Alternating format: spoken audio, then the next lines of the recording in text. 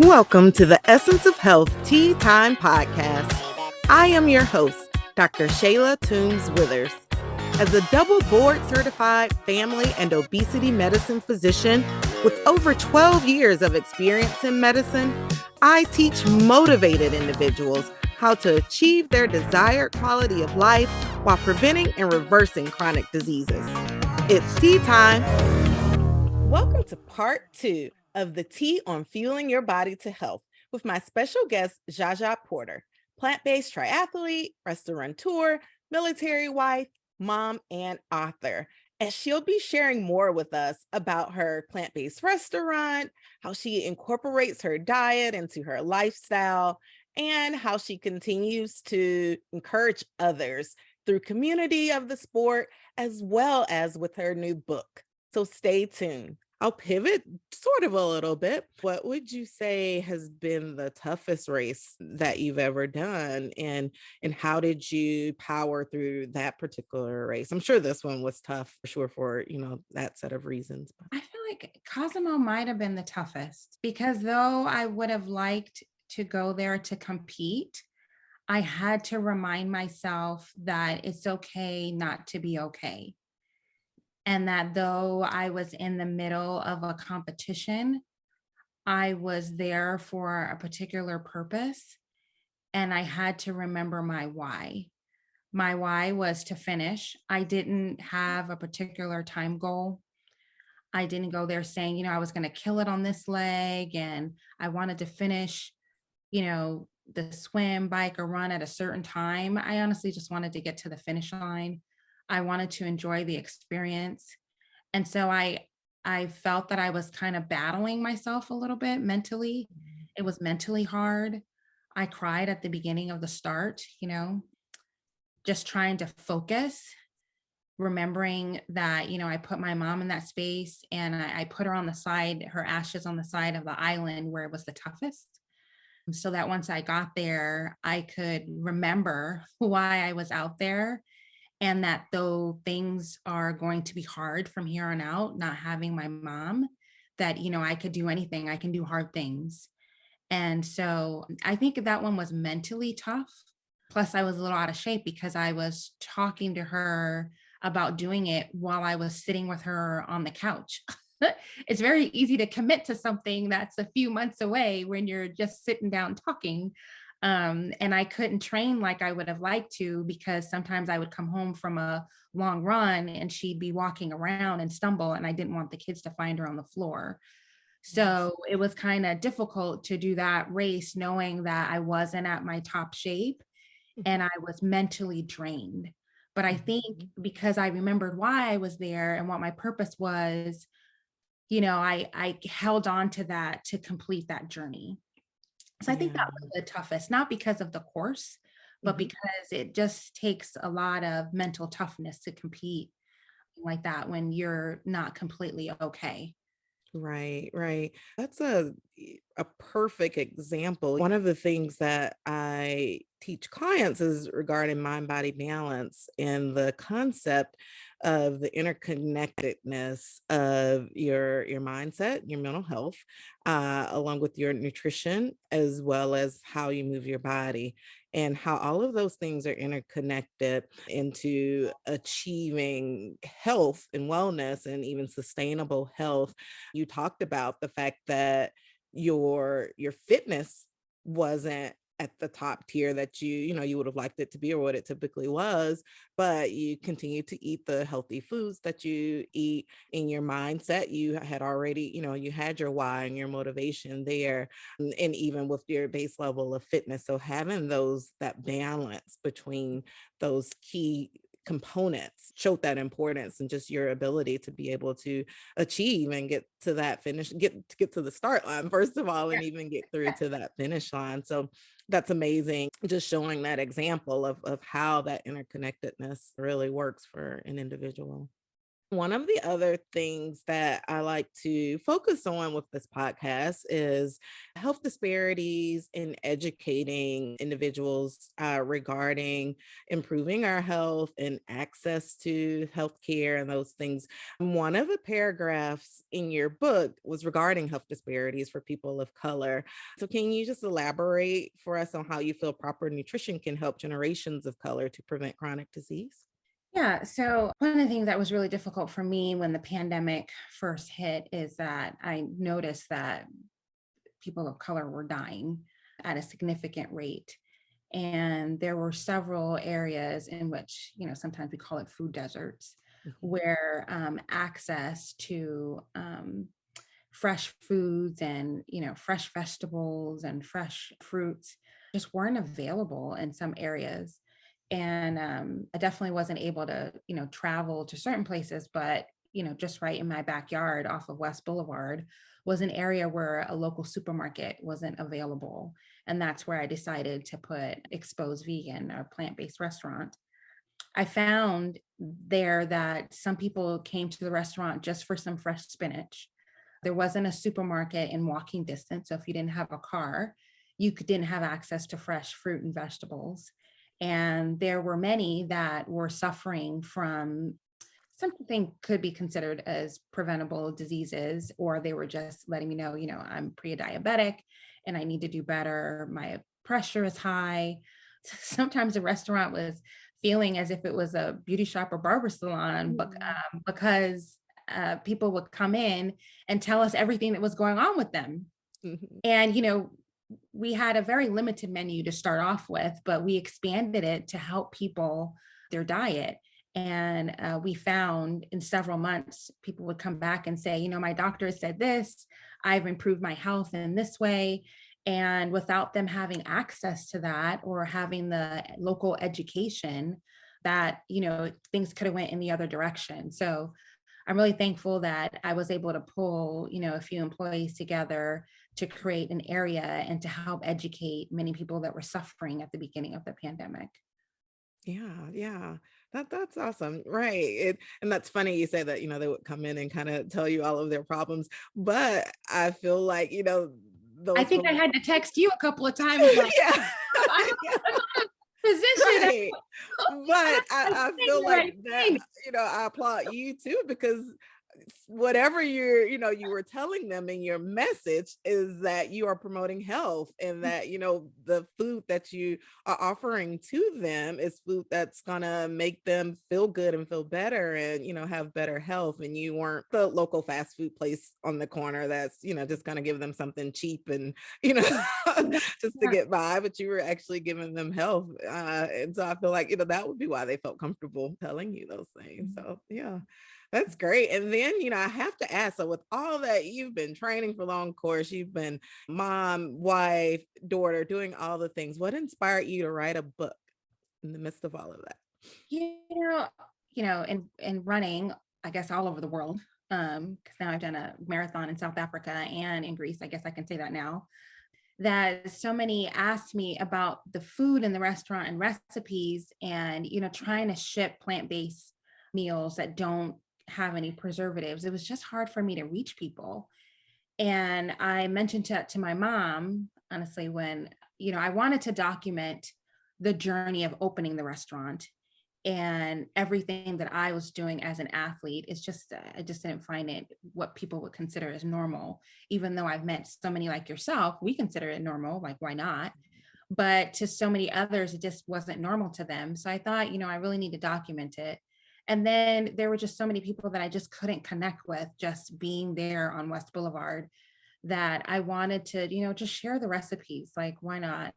So that I could help people beyond the Charlotte, North Carolina area. So, why not document it? And my mom, while she was sick, we were in the hospital and she was like, okay, blah, blah, blah, like, hurry up and, publish it. But like, what's taking you so long? Even if you don't have everything there, that's what, another version is for. So I was able to get everything down on paper that I thought would help someone. And even if I could help just one individual, recognize that, they have it within them and what I had to go through, the peaks and valleys of it, and just share the recipes. If you're frustrated with your weight, taking more medications than you'd like to, have been told that you are at risk for the development of a chronic preventable disease, or just are not feeling in the best of health, then I'm talking to you. Why? Because you're tired of fat dieting. You know it's time for a change, and you want a sustainable plan to improve your health. If you have found yourself at this place in life, well, I have developed a program that's just for you. It's called The Essence of Health, and it's your prescription for transformation. My goal with this program is to give you the tools needed to create sustainable lifestyle changes within a group coaching setting, along with one-to-one individualized coaching to give you a personalized path to health that's just for you. The benefits are priceless, so join today.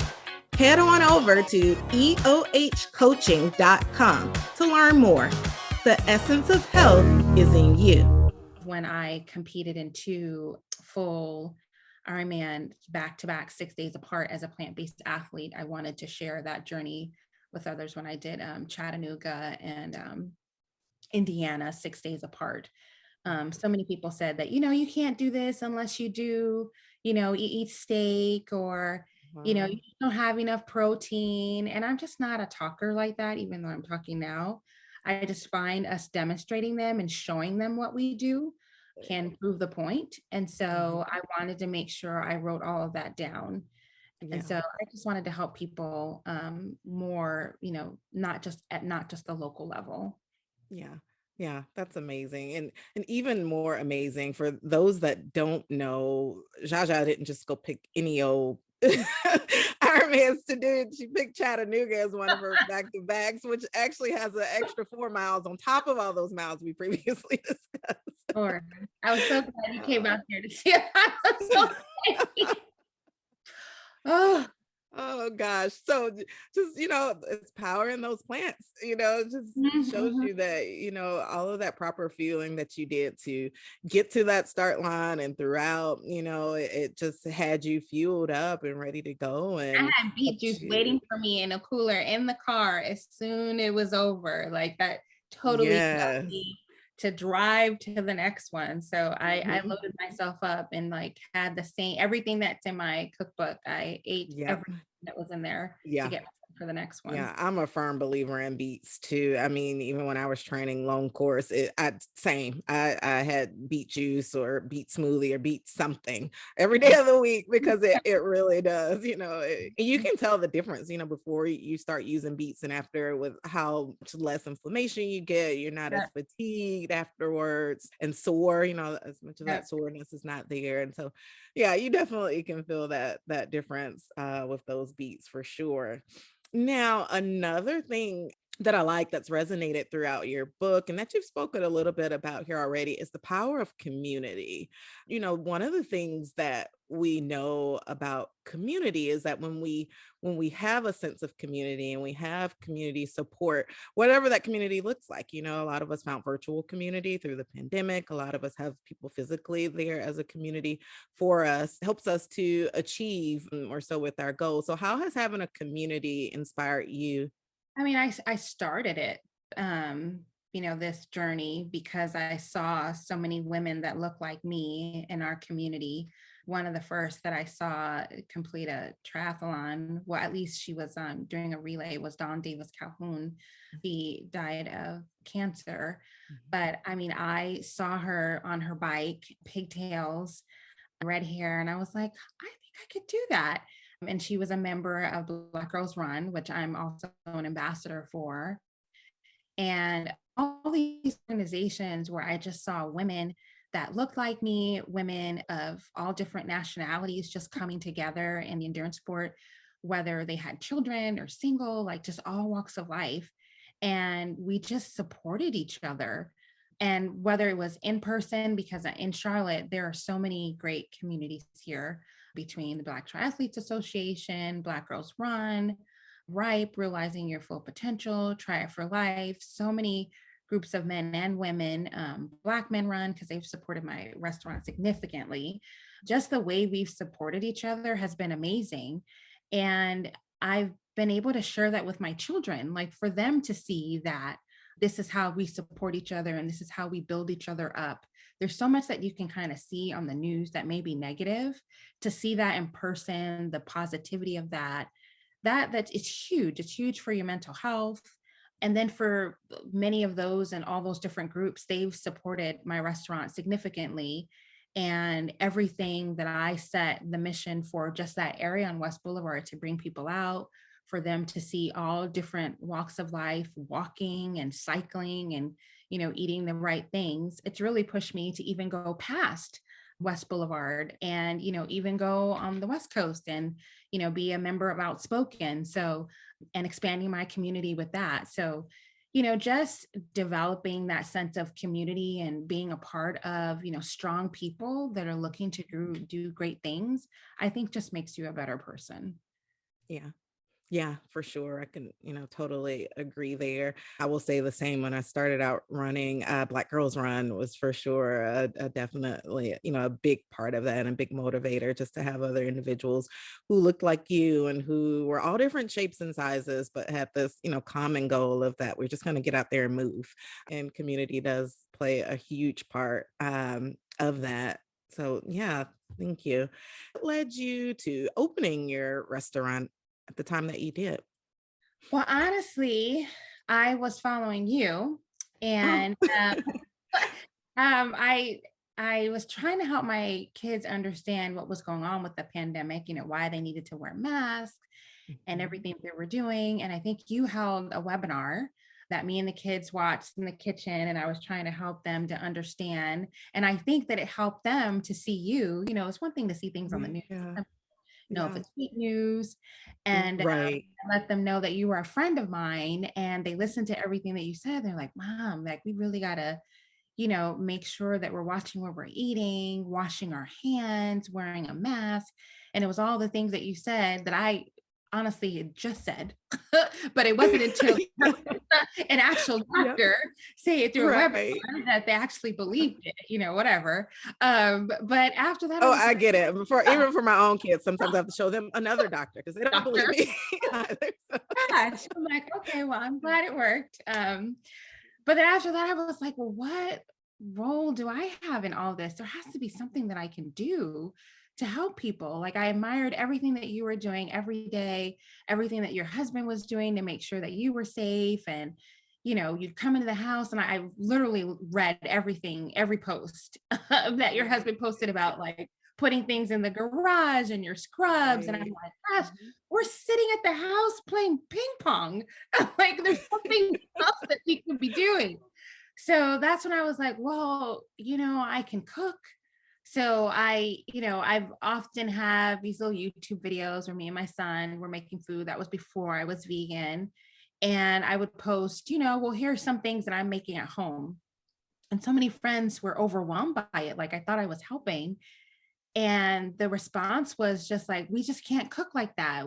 Chopping, all of those things are difficult for me. I just don't enjoy that. And it was a lot of people that were local. Like, can I pay you and give you money and then come pick it up from the house? And I was like, I feel like some of that is illegal. Like, I'd really need to be in a restaurant, and I don't want to embarrass my family. I'll be the person who's on the news being watched Right. about, having a legal kitchen during the pandemic. They make a bigger thing out of it. But then I found a location where I could have a truck and a storefront at the same time. So that's why I thought, this will be the best thing. I can take it out of my house. It would be safe, because we were still in the middle of a pandemic. So I wanted to make sure that I didn't bring, a lot of things into the house that kept my family safe, but that I could also do my part in the pandemic by giving back to our community, being to educate people with the foods that they eat, since I had already changed my diet. And so it actually started with you. I Oh. realized I couldn't do the same things that you were doing because I'm not going back to medical school, but I can cook. And so that's when I decided that I really wanted to open a restaurant. That's awesome. That's so awesome. And I love being the vehicle for positive change. So Yeah. awesome. Yeah, but I like how your friends came to you and asked you to do these things. And you're like, you know what? Well, I'm just gonna solve this problem and open an entire restaurant. Here you go. You can come and get this food and eat better. Never So worked in a yeah. restaurant before, had no idea. But like you said, we have access to the internet and Mhm. YouTube and masterclass. Like, there's so many ways for you to get educated. I mean, I had to take a couple other courses. Yeah. But like to get started, we have the power right on our computer. So Right. I We use do. that Yeah. to Yeah. get started. Yeah.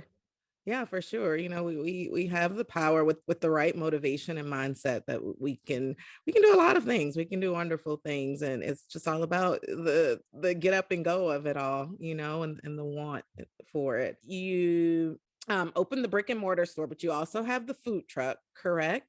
And so, Yeah. how are you utilizing the food truck? Yeah, so I am actually moving away from having the brick and mortar.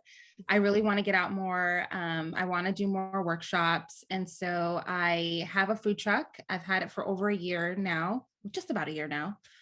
And I'm using that to have more activities within the community. So instead of me expecting everyone to come to me, I am going to have 2 events a month going into 2023 and hosting several workshops, participating in several races. I partnered just this past year with several race directors, and it was very successful.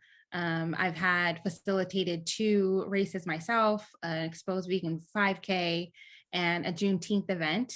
Both were very successful. One was a 5K, the other was a 5K and a bike ride. And I just found, getting out in the community, I can make a bigger impact. And so I'm using that to just get out to people that don't always have access to get to where I was so that I could reach them. And so this is just my way, I think, of continuing to give back, continuing to educate, and just helping people eat the right things, because what you put in your mouth is so impactful. Yeah, awesome. And so, what's the best-selling item at the restaurant? I say first it was the loaded sweet potatoes. Mm. People were surprised at how full they could get from that. Actually had a couple of celebrities that came to the restaurant, which I didn't realize. Ooh. Stephanie Mills was there all the time to get a Oh, potato. awesome. I know, I was always excited when Yeah. I finally got to meet her. She Yeah. always had someone come in and get those. So that was a Yeah. favorite. And there are more celebrities, going plant-based or even, Yeah. at least speaking about it and trying it. Yeah, that's awesome. Yeah. So several would come, just off the airport and get their loaded sweet potato.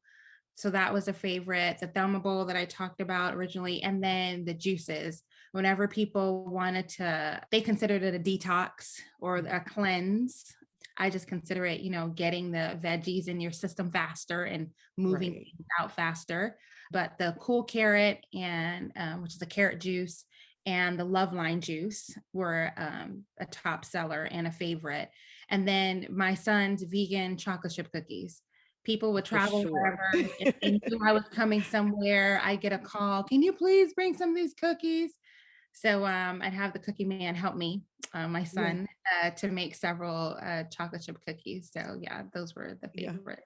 Yeah, I know we were the recipients of some race day delivery from Exposed Vegan, which we enjoyed it all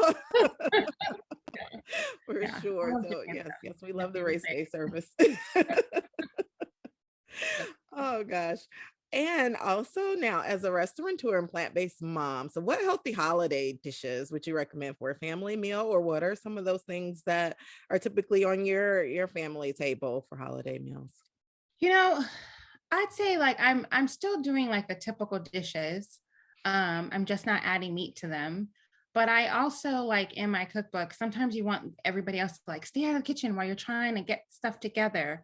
You'll be surprised having, a colorful oatmeal off to the side, while everyone's like, I'm hungry, I'm ready for food, to start. And you're like, dinner or whatever time you're going to eat between noon or whatever, people still want something for breakfast. So I do have a couple of great colorful oatmeals where I add berries and stuff on that, just to give you something, some fiber and something pretty hearty before you get started. I'm a big fan of potatoes. And I do have a vegan mac and cheese, which my son keeps having me make over and over again for him and friends. So that's in there, that he just seems to love. He's always so excited about it. So those are some of the favorites. I mean, I still do collard greens and all those things. I just don't see Yeah. meat. But my mac and cheese, I have a couple of potato bowls in there with chickpeas, which are a favorite. And then just to get people to get out of the kitchen and leave you alone, sometimes getting a good oatmeal with some vanilla and cinnamon and adding some berries on top and putting some fresh walnuts on there can kind of, put you to the side while you're waiting for the food to get ready. Right. Yeah. That's definitely a great idea too, to kind of get the bellies, get something on the belly before they Yeah. hound you. You're not, yeah, picking and always on your shoulder Yeah. while you're Yeah. trying to get stuff Tasting. together. Mhm. Before you know it, they got a full plate of half of Right, exactly, the stuff. exactly. Yeah, yeah. Now, what advice would you give to someone who is looking to improve their health? Someone who maybe, have considered plant-based but hasn't tried it yet, or, just getting started. What advice would you give them? I'd say I think Google and the internet is your best friend. Think about the things that you like to eat, or if you have ailments. Unfortunately, there's a lot of us who do, whether it's high blood pressure or diabetes, or if you're trying to avoid something or you're pre-diabetic, sometimes you can look that up and find out what are the foods that can help with that ailment.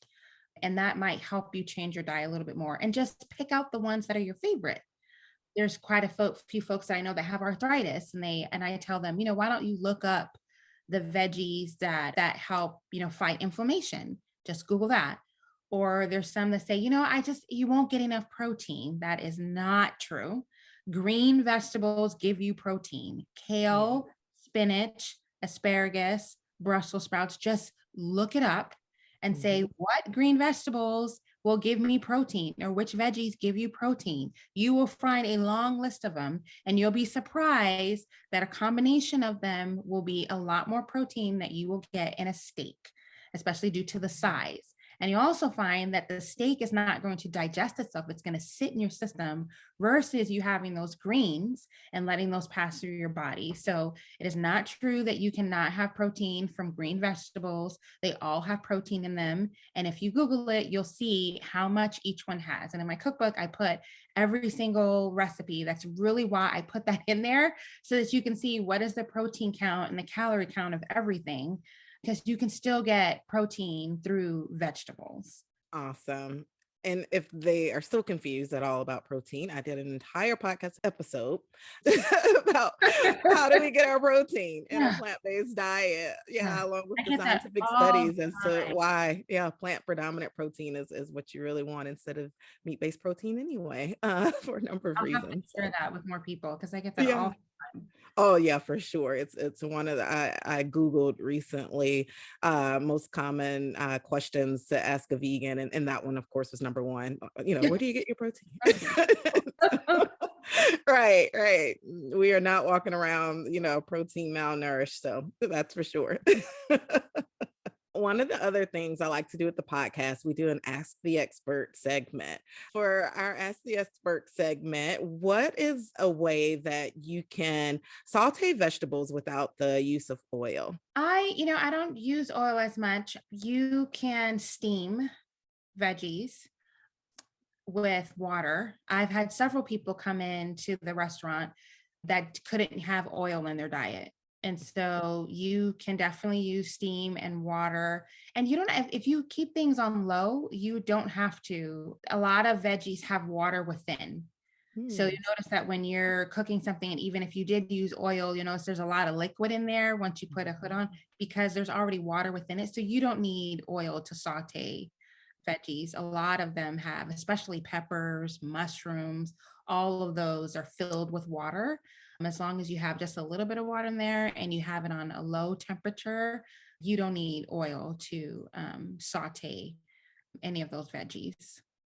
Yeah, that's a great tip. Yeah, for sure. Of using that natural water that comes out of those vegetables. Yeah, yeah. You Something I know, do too is I'll use vegetable broth sometimes, but yeah, but I didn't even, consider like what you said. Yeah, a lot of them have natural water in them. So yeah. yeah, fresh herbs. I know you didn't ask me about this. You mentioned oil, Yeah. but I find that herbs from my garden that I grow help season things so much better than something that you would have, off the shelf. quite some time. So you'll find that, just put a little bit of water and fresh herbs. It tastes so much better than if you was to have something that was, that was an oil. It just tastes better, in my opinion. And you can mix them together. I know some people don't like to add like maybe a sage or an oregano when it's been bottled, but if you're taking it fresh from outside, the herb tastes so much better when you're cutting them up and adding them all together. Right. Yeah. You're going to get a lot more of that flavor from it being fresh. Yeah. Versus it being dried out. Yeah. And bottled. Yeah.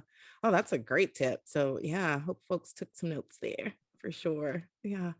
All right. Well, Zsa-Zsa, thank you so much for coming on the show. So where can listeners taste some of your delicious food? And then where can listeners find you online? So I will have, starting in January, about 2 events, maybe more in the summer, a month with the food truck. And so you can find out information. I'm going to post all of the events later in December. You can find the information at www.exposedvegan.com. You can also follow me on Instagram, on Facebook, Exposed Vegan in both areas. And I'm often on Twitter. And then if you want to follow my personal journey, because I share everything there, you can follow me, Zsa-Zsa Porter, on Instagram. Awesome. Well, thank you so much. And I'll be sure to list all of those things in the show notes also, so that our listeners can definitely get some of this delicious plant-based food. And your son's famous, because we're calling him famous here, these vegan cookies that you got to get for sure. All right. Thank you for joining me today on the Essence of Health Tea Time podcast. Click the subscribe button on your favorite podcast platform so that you never miss a moment of the Essence of Health Tea Time podcast. Check out the show notes to obtain your free tips for healthy living guide to get you started on your health and wellness path. Follow me on social media at Essence of Health Wellness Clinic on Facebook, Instagram, and YouTube, and at dr.tw@EOHWC on TikTok. Interested in becoming a member of the Essence of Health coaching program? Well, head on over to www.eohcoaching.com. The essence of health is in you.